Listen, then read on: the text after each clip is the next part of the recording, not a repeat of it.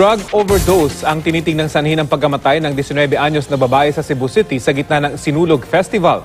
Balitang hatid ni JP Soriano.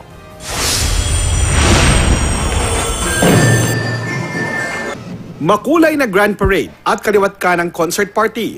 Walang dudang isa na ang Sinulog Festival sa Cebu City sa mga pinakamalaking pista sa Pilipinas.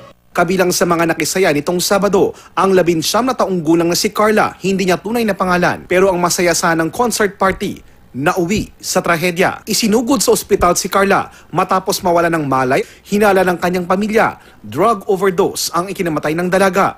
Ang circulate magud nga balita, ang cause of death daw is overdose of kaning dangerous drugs, specifically ecstasy, but dili pa gyud ta kaingon nga ecstasy jud to kay maybe naabay laing substance nga na-ingest. Ang mga tauhan ng Philippine Drug Enforcement Agency nagsagawa ng inspeksyon sa concert venue, pero aminadong hirap silang madetect kung may mga party drug na ginamit dito. Kaya umaasa ang PIDEA na papayag ang pamilya ng dalaga na isailalim sa autopsy ang bangkay niya.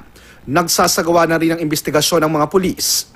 We're trying to identify kung kinsa to supplier. Because kining mga shabu kasi, ecstasy, mahal ni siya o ang baligya ani personalized. Dili ka basta makapalit ani. Mo? Kay amigo-amigo, kaila-kaila ang baligya ani.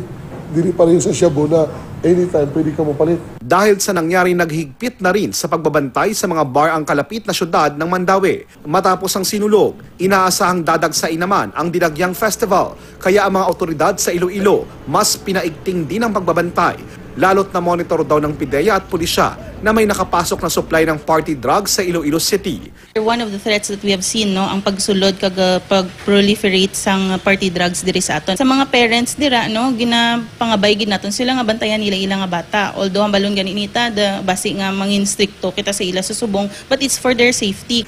JP Soriano, GMA News.